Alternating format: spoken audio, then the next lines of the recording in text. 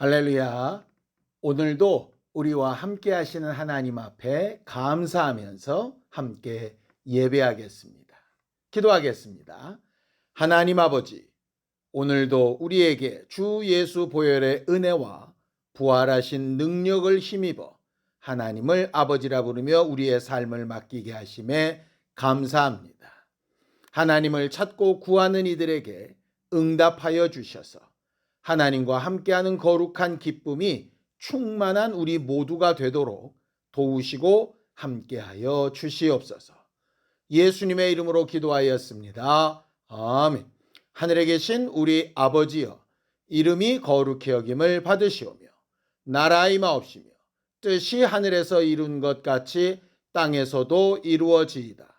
오늘날 우리에게 일용할 양식을 주옵시고 우리가 우리에게 죄 지은 자를 사하여 준 것 같이 우리의 죄를 사하여 주옵시고 우리를 시험에 들게 하지 마옵시고 다만 악에서 구하옵소서.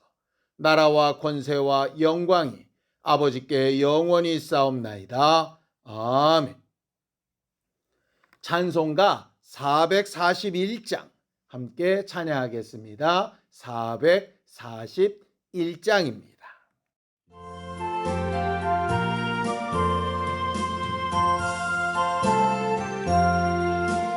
은혜 구한 내게 은혜의 주님, 은사 원한 내게 은사의 주님, 신유 구한 내게 신유의 주님, 나의 마음속에 지금 오셨네. 나의 생명 되는 내 주 예수님, 영원토록 모셔 내 기쁨 넘치네. 말씀 위에 서서 내 뜻 버리고 감정을 버리고 말씀에 서니 불완전한 믿음 완전해지고 내가 이제부터 주만 붙드네. 나의 생명 되는 내 주 예수님, 영원토록 모셔 내 기쁨 넘치네.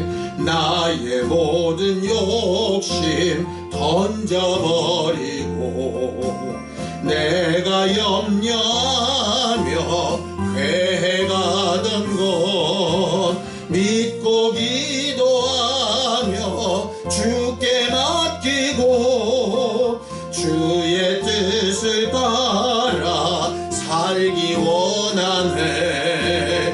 나의 생명 되는 내 주 예수님, 영원토록 모셔 내 기쁨 넘치네.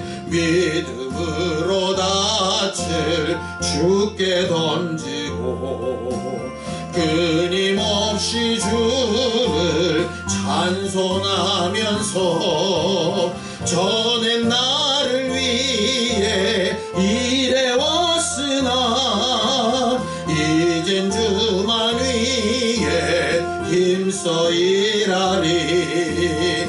나의 생명 되는 내 주 예수님, 영원토록 모셔 내 기쁨 넘치네. 나의 소망 되는 구주 예수님, 이 세상에 다시 강림하겠네. 나의 등불 밝혀 손에 들고서 기쁨으로 주를 맞이하겠네. 나의 생명 되는 내 주 예수님, 영원토록 모셔 내 기쁨 넘치네.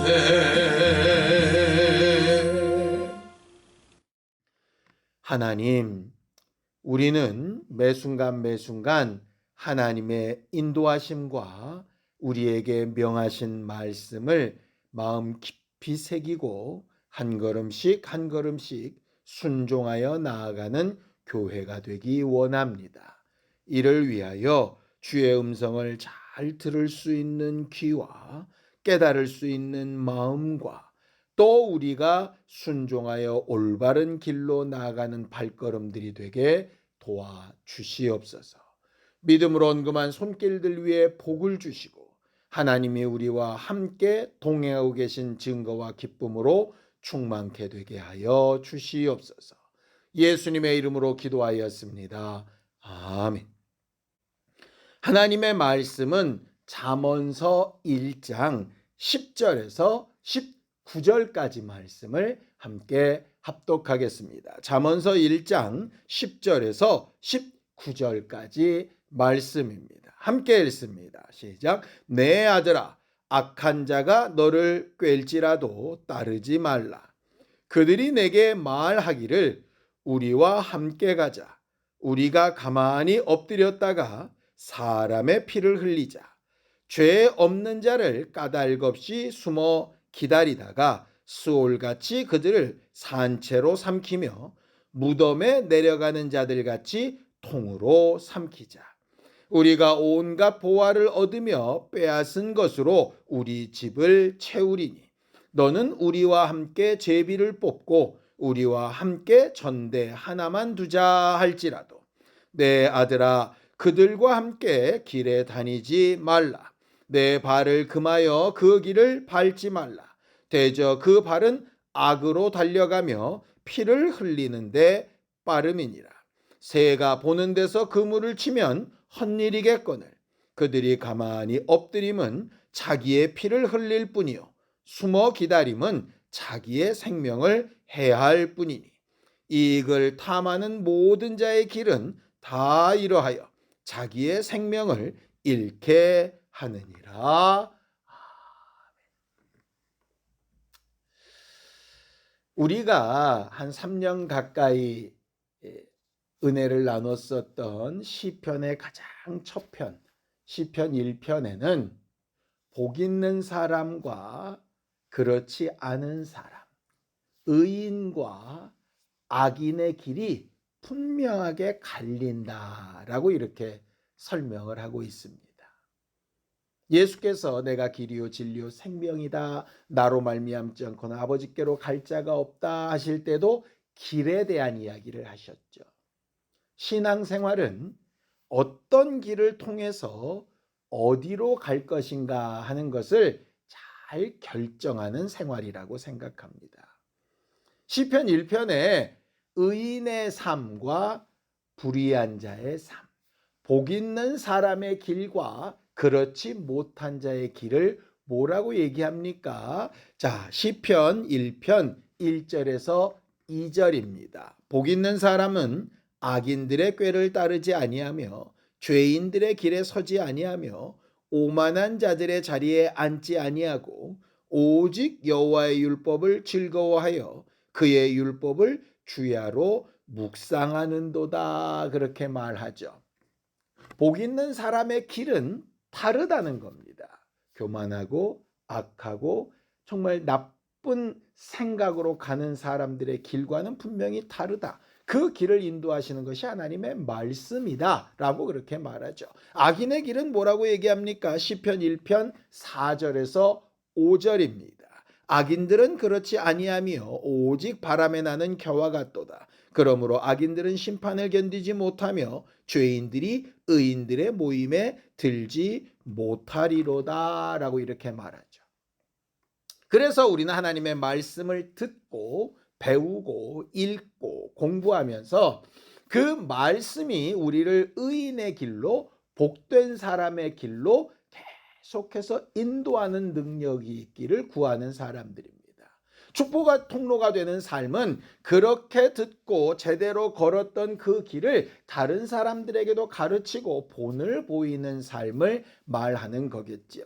그래서 말씀을 읽고 들을 때마다 내가 어떤 방향으로 어떤 것을 선택하고 어떤 길을 걸어가야 할까 하는 것을 잘 생각해보고 결단하고 순종하고 움직이는 것이 우리에게 매우 필요합니다. 이를 위해서 기도도 필요한 것이지요. 세상 사람들은 적당한 편법이나 적당한 불법에 이렇게 타협하며 삽니다. 그렇게 타협하는 걸 지혜라고 부르기도 하고 융통성이라고 부르기도 하지요. 그러면서 마치 가랑비에 옷이 젖듯이 그 편법과 불법이 점점 젖어 들어와서 자기가 어떤 길을 가고 있는지 어떤 길을 걷고 있는지 모르는 상황에 이르게 될 때도 있습니다.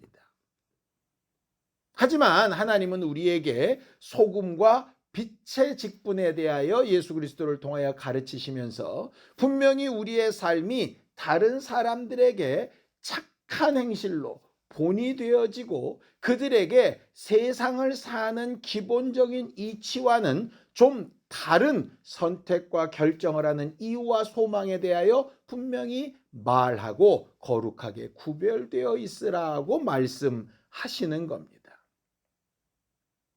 그래서 성경은 이렇게 이야기하죠. 고린도후서 6장 14절에서 16절입니다. 너희는 믿지 않는 자와 멍에를 함께 매지 말라. 의와 불법이 어찌 함께하며 빛과 어두움이 어찌 사귀며 그리스도와 벨리알이 어찌 조화되며 믿는 자와 믿지 않는 자가 어찌 상관하며 하나님의 성전과 우상이 어찌 일치가 되리요. 우리는 살아계신 하나님의 성전이라고 이렇게 얘기하죠. 여기서 말하는 성전이라는 것은 하나님께서 거하실 만큼 구별되어져 있는 존재라는 뜻입니다. 세상과 분명히 구별되어져 있는 존재. 자꾸 우리는 이 말씀을 믿지 않는 사람과 결혼하지 말라, 동업하지 말라 이렇게 이야기합니다. 물론 그것도 말이 되겠지요. 그런데 결혼과 동업은 하지 않는다 하지만 기본적으로 선택하는 방향이 같고 추구하는 가치가 같고 걷는 모습이 같고 그들과 하는 선택이 동일하다면 그게 무슨 차이가 있겠습니까? 세상 사는데 무조건 반대로 가자는 얘기는 아닙니다. 세상 사람들이 능히 자기들의 유익을 위해서 합법적이지 않고 옳지 못한 방법을 이 정도는 괜찮아, 남들도 다 그래 이러면서 선택하는 것에 마음을 뺏기지 말라는 이야기이죠. 우리가 신앙생활을 하면서도 자주 그런 유혹에 빠지게 됩니다. 그 정도는 괜찮아. 누구나 다 그래. 그렇지 않은 사람이 누가 있어? 이렇게 자꾸 말하는 것이죠. 오늘 본문에도 솔로몬이 그 자녀들에게 이렇게 말하고 있습니다. 잠언서 1장 15절에서 16절입니다. 내 아들아 그들과 함께 길에 다니지 말라. 내 발을 금하여 그 길을 밟지 말라. 대저 그 발은 악으로 달려가며 피를 흘리는데 빠름이니라 라고 이렇게 이야기하죠. 세상 사람들이 이렇게 해서 돈을 많이 벌었다, 이렇게 해서 성공을 했다, 이렇게 해서 어려운 일을 쉽게 처리했다, 이렇게 편법과 여러 가지 상황과 사람들을 의지하는 것으로 잘 되어졌다는 얘기를 들을 때마다 우리도 마음이 이렇게 혹 하게 되어집니다. 옳지 않은 일이라는 걸 분명히 알면서도 그런 일을 선택할 때도 있고 그렇게 하면 훨씬 쉽고 훨씬 빠르게 일들이 처리될 거라고 생각하고 그렇게 하는 경우들이 꽤 많이 있습니다. 심지어는 그렇게 해놓고 그걸 하나님이 하셨다라고 간증을 하는 경우도 있습니다. 여러분, 하나님은 좋은 결과가 있기 위해서는 과정을 불법으로 해도 괜찮은 분일까요? 이 질문에 어느 누구도 네라고 대답할 수 있는 사람 없을 겁니다. 하나님은 그 결과는 하나님께서 어떻게든 책임지시겠지만 과정의 선택을 올바르기를 원하시는 거 아니었겠습니까? 가룟 유다의 입장에서 예수를 은 30에 팔아서 법정에 세우면 무죄 판정이 내릴 거고, 그 무죄 판정의 결과로 우리 선생님은 자유하게 될 거고, 나는 돈이 생길 거고, 이러면서 불법과 타협해서 바리새인과 제사장들에게 예수를 넘겨준 것 아니었습니까? 나름 똑똑해 보이고, 나름 지혜로워 보이고, 나름 훨씬 예수 그리스도의 미련한 방법보다 더 나은 방법이라고 생각했을 수 있겠지요. 그런데 그 결과가 어떻게 됐습니까? 물론 그 결과로 인해서 예수가 죽고 부활하심으로 우리가 구원을 얻고 은혜 받은 건 참 기쁘고 감사한 일이나, 그 일에 사용되어졌던 가룟 유다에게는 저주였던 것 아닙니까? 결국 축복의 통로라는 게 뭐죠? 나도 하나님으로부터 인정함을 얻고 나를 통하여 축복을 전달받은 그도 결과적으로 하나님 앞에 올바르게 되고 나아지는 것 아니겠습니까? 그러기 위해서 우리가 선택해야 되는 방법이 뭐겠습니까?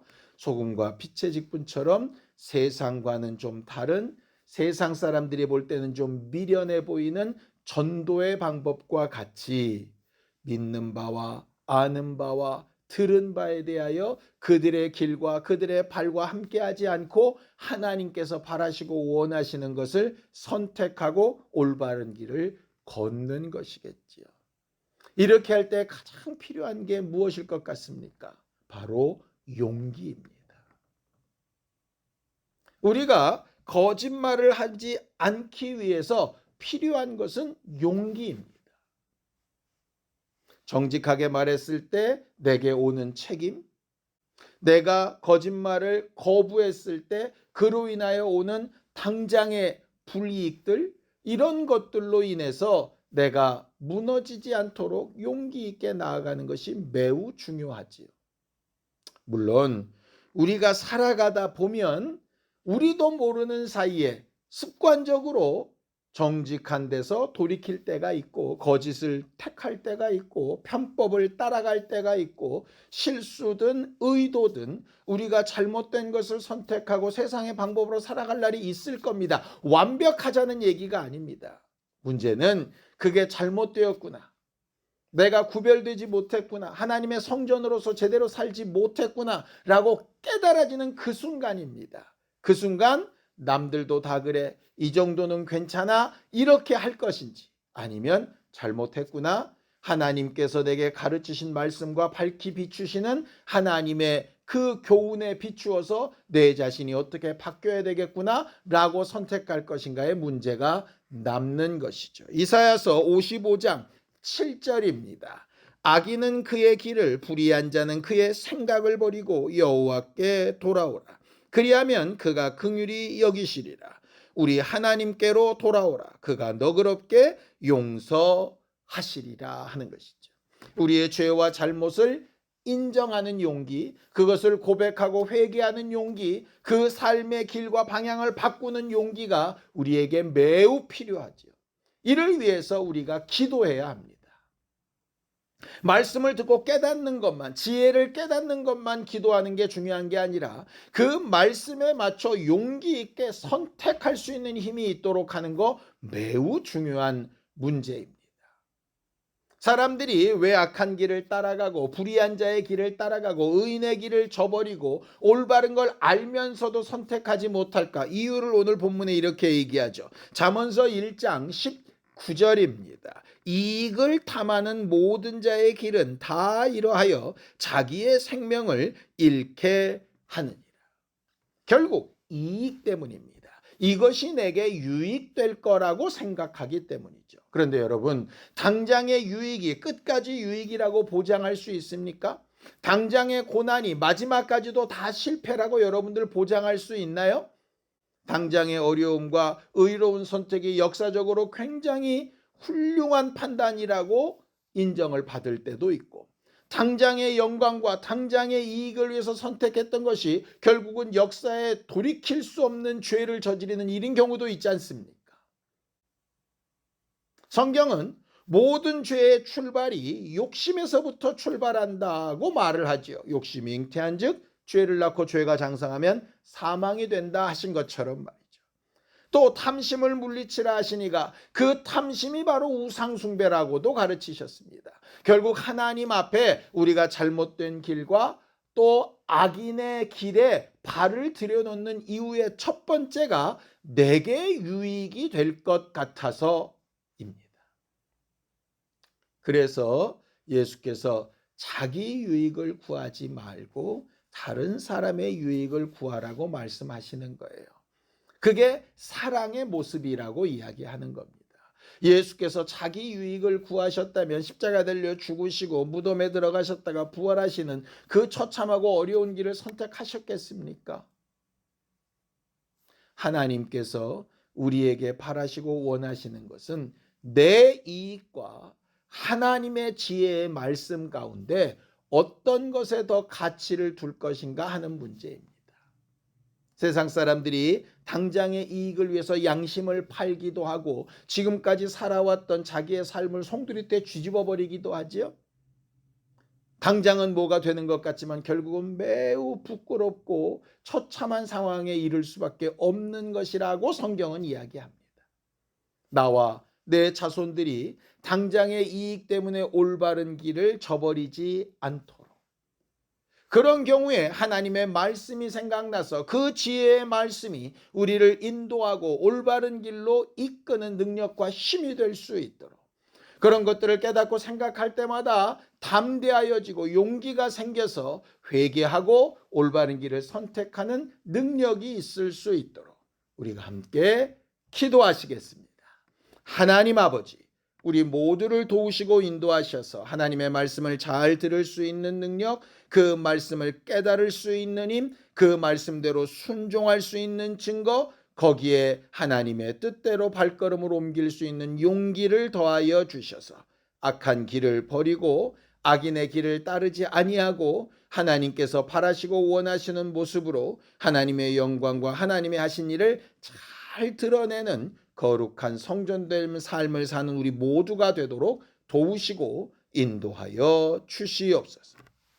이제는 우리 주 예수 그리스도의 은혜와 하나님 아버지의 극진하신 사랑과 성령님의 감동하시고 함께하시는 분명한 증거가 악한 길을 버리고 하나님께서 기뻐하시는 길을 따라가려는 우리 모두 위에 이제로부터 영원까지 함께 있을지어다. 아멘.